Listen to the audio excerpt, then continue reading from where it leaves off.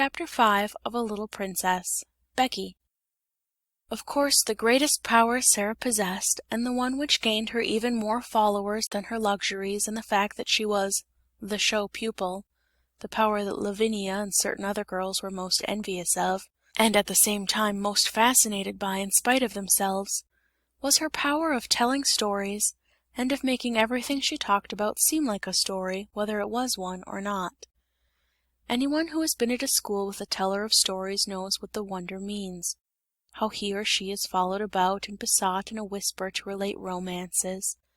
How groups gather round and hang on the outskirts of the favored party, in the hope of being allowed to join it and listen. Sarah not only could tell stories, but she adored telling them. When she sat or stood in the midst of a circle and began to invent wonderful things, her green eyes grew big and shining, her cheeks flushed and, without knowing that she was doing it, she began to act and made what she told lovely or alarming, by the raising or dropping of her voice, the bend and sway of her slim body, and the dramatic movement of her hands. She forgot that she was talking to listening children. She saw and lived with the fairy folk, or the kings and queens and beautiful ladies, whose adventures she was narrating. Sometimes, when she had finished her story, she was quite out of breath with excitement, and would lay her hand on her thin, little, quick-rising chest, and half laugh as if at herself. "When I am telling it," she would say, "it doesn't seem as if it was only made up. It seems more real than you are, more real than the schoolroom. I feel as if I were all the people in the story, one after the other. It is queer." She had been at Miss Minchin's school about 2 years when, one foggy winter's afternoon, as she was getting out of her carriage, comfortably wrapped up in her warmest velvets and furs, and looking very much grander than she knew, she caught sight, as she crossed the pavement, of a dingy little figure standing on the area steps, and stretching its neck so that its wide open eyes might peer at her through the railings. Something in the eagerness and timidity of the smudgy face made her look at it, and when she looked she smiled because it was her way to smile at people, but the owner of the smudgy face and the wide open eyes evidently was afraid that she ought not to have been caught looking at pupils of importance.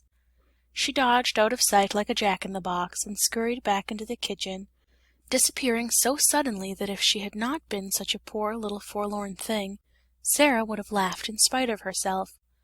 That very evening, as Sarah was sitting in the midst of a group of listeners in a corner of the schoolroom, telling one of her stories, the very same figure timidly entered the room, carrying a coal-box much too heavy for her, and knelt down upon the hearth-rug to replenish the fire and sweep up the ashes.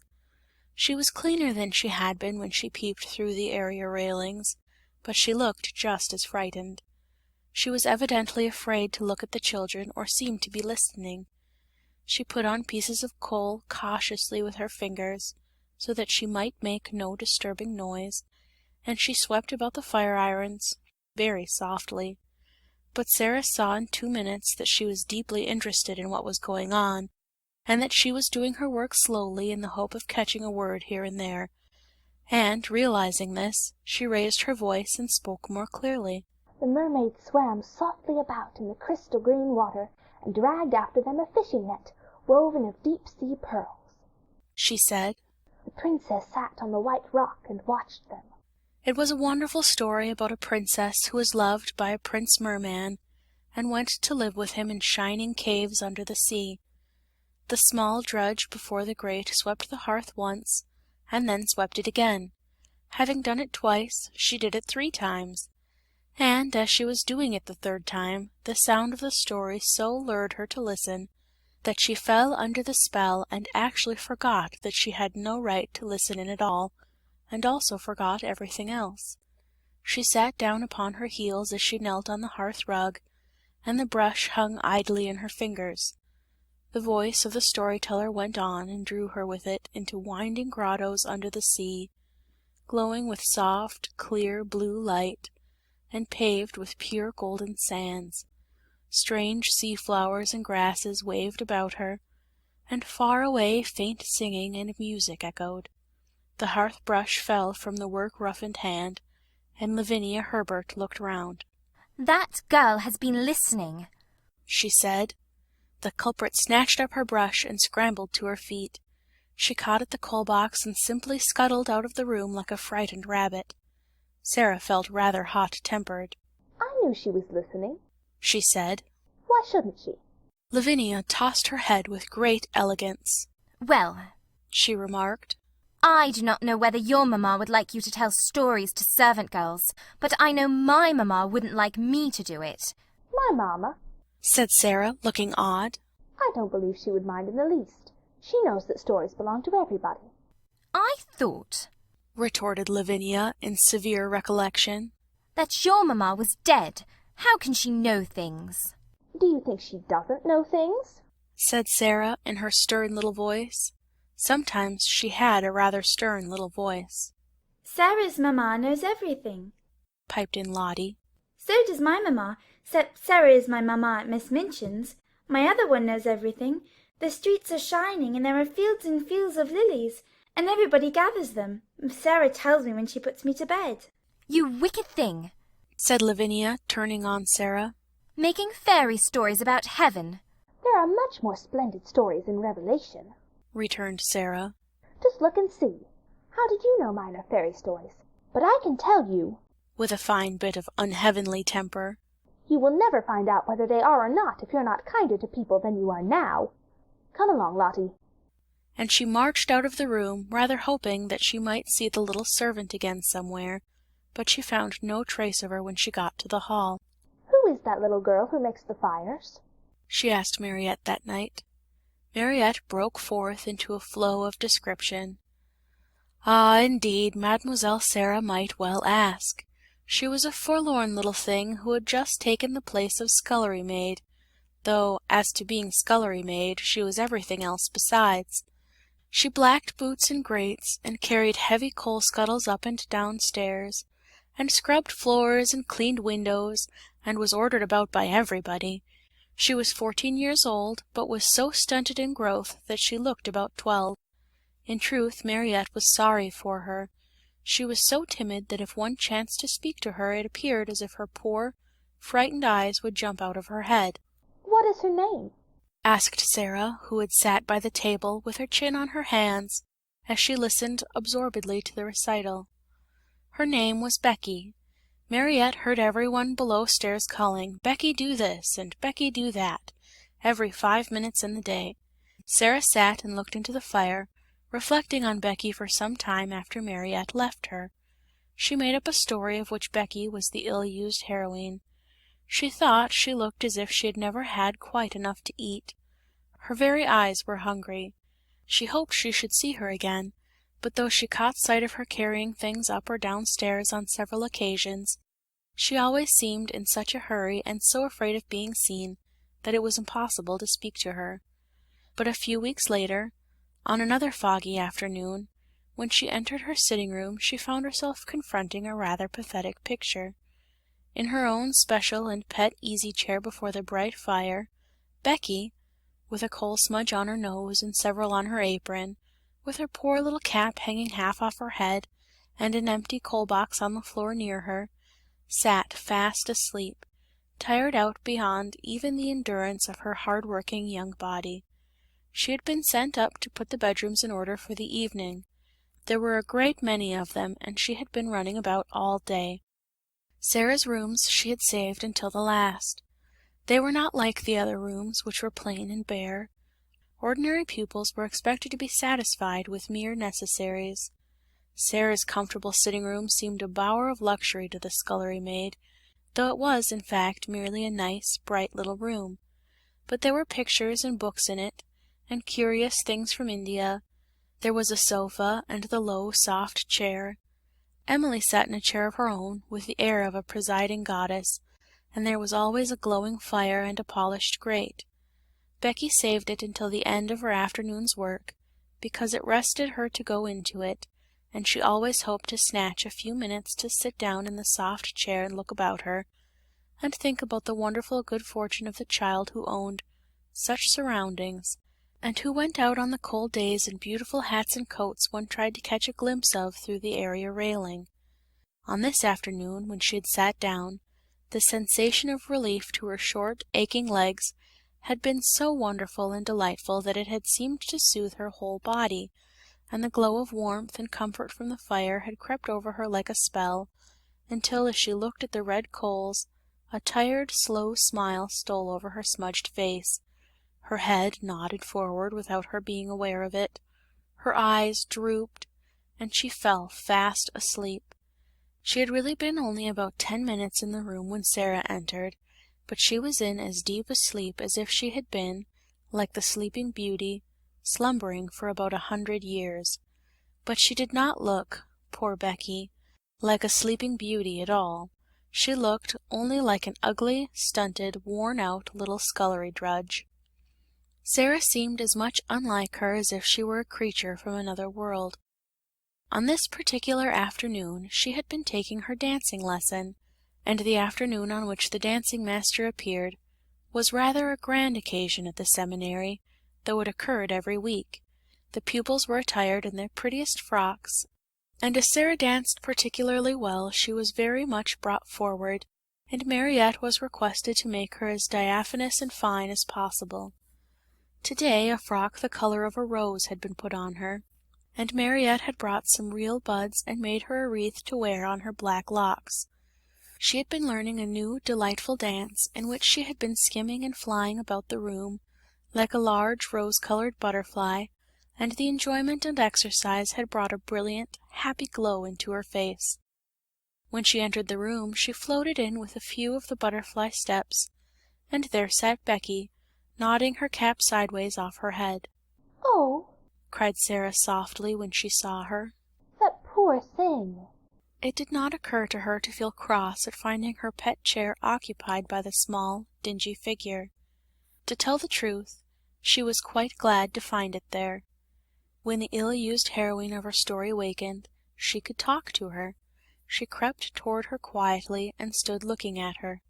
Becky gave a little snore. "I wish she'd waken herself," Sarah said. "I don't like to waken her, but Miss Minchin would be cross if she found out. I'll just wait a few minutes." She took a seat on the edge of the table, and sat swinging her slim, rose-colored legs, and wondering what it would be best to do. Miss Amelia might come in at any moment, and if she did, Becky was sure to be scolded. "But she is so tired," she thought. "She is so tired." A piece of flaming coal ended her perplexity for her that very moment. It broke off from a large lump and fell on to the fender. Becky started and opened her eyes with a frightened gasp. She did not know she had fallen asleep. She had only sat down for 1 moment and felt the beautiful glow, and here she found herself staring in wild alarm at the wonderful pupil, who sat perched quite near her, like a rose-colored fairy, with interested eyes. She sprang up and clutched at her cap. She felt it dangling over her ear, and tried wildly to put it straight. Oh, she had got herself into trouble now with a vengeance! To have impudently fallen asleep on such a young lady's chair! She would be turned out of doors without wages. She made a sound like a big, breathless sob. "Oh, miss! Oh, miss!" she stuttered. "I ask your pardon, miss! Oh, I do, miss!" Sarah jumped down and came quite close to her. "Don't be frightened," she said, quite as if she had been speaking to a little girl like herself. "It doesn't matter the least bit." "I didn't go to do it, miss," protested Becky. "It was the warm fire and me being so tired. It wasn't impertinence." Sarah broke into a friendly little laugh and put her hand on her shoulder. "You were tired," she said. "You couldn't help it. You're not really awake yet." How poor Becky stared at her! In fact, she had never heard such a nice, friendly sound in anyone's voice before. She was used to being ordered about and scolded, and having her ears boxed. And this one, in her rose-colored dancing afternoon splendor, was looking at her as if she were not a culprit at all, as if she had a right to be tired, even to fall asleep. The touch of the soft, slim little paw on her shoulder was the most amazing thing she had ever known. Ain't you angry, miss?" she gasped. "Ain't you going to tell the missus?" "No," cried out Sarah. "of course I'm not." The woeful fright in the coal-smutted face made her suddenly so sorry that she could scarcely bear it. One of her queer thoughts rushed into her mind. She put her hand against Becky's cheek. "Why," she said, "we are just the same. I am only a little girl like you. It's just an accident that I'm not you and you are not me." Becky did not understand in the least. Her mind could not grasp such amazing thoughts, and an accident meant to her a calamity, in which someone was run over or fell off a ladder and was carried to the orspital. Accident, miss? She fluttered respectfully. Is it? "Yes," Sarah answered, and she looked at her dreamily for a moment. But the next she spoke in a different tone. She realized that Becky did not know what she meant. "Have you done your work?" she asked. "Dare you stay here for a few minutes?" Becky lost her breath again. Here, miss? Me? Sarah ran to the door, opened it, and looked out and listened. "No one is anywhere about," she explained. "If your bedrooms are finished, perhaps you might stay a tiny while. I thought, perhaps, you might like a piece of cake." The next 10 minutes seemed to Becky like a sort of delirium. Sarah opened a cupboard and gave her a thick slice of cake. She seemed to rejoice when it was devoured in hungry bites. She talked and asked questions, and laughed until Becky's fears actually began to calm themselves, and she once or twice gathered boldness enough to ask a question or so herself, daring as she felt it to be. Is that? She ventured, looking longingly at the rose-colored frock, and she asked it in almost a whisper. Is that there your best? "It is one of my dancing frocks," answered Sarah. "I like it, don't you?" For a few seconds Becky was almost speechless with admiration. Then she said in an odd voice, Once I see a princess. I was standing in the street with the crowd outside Covent Garden, watching the swells go into their opera, and there was one everyone stared at most. They says to each other, that's the princess. She was a growed-up young lady, but she was pink all over, gowned and cloak and flowers and all. I called her to mind the minute I see you sitting there on the table, miss. You looked like her." "I've often thought," said Sarah in her reflecting voice, "that I should like to be a princess. I wonder what it feels like. I believe I will begin pretending I am one." Becky stared at her admiringly, and, as before, did not understand her in the least. She watched her with a sort of adoration. Very soon Sarah left her reflections and turned to her with a new question. "Becky," she said. "weren't you listening to that story?" Yes, miss. Confessed Becky, a little alarmed again. I knowed I hadn't oughter, but it was that beautiful. I couldn't help it." "I liked you to listen to it," said Sarah. "If you tell stories, you like nothing so much as to tell them to people who want to listen. I don't know why it is. Would you like to hear the rest?" Becky lost her breath again. Me hear it? She cried. Like as if I was a pupil, miss? All about the prince and the little white mer-babies swimming about, laughing, with stars in their hair?" Sarah nodded. "You haven't time to hear it now, I'm afraid," she said. "but if you will tell me just what time you come to do my rooms, I will try to be here and tell you a bit of it every day until it is finished. It is a lovely long one, and I'm always putting new bits to it." Then breathed Becky devoutly. I wouldn't mind how heavy the coal boxes was, or what the cook done to me, if I might have that to think of." "You may," said Sarah. "I'll tell it all to you." When Becky went downstairs, she was not the same Becky who had staggered up, loaded down by the weight of the coal scuttle. She had an extra piece of cake in her pocket, and she had been fed and warmed, but not only by cake and fire. Something else had warmed and fed her, and the something else was Sarah.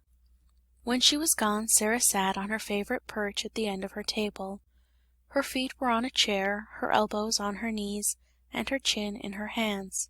"If I was a princess, a real princess," she murmured, "I could scatter largesse to the populace. But even if I am only a pretend princess, I can invent little things to do for people. Things like this.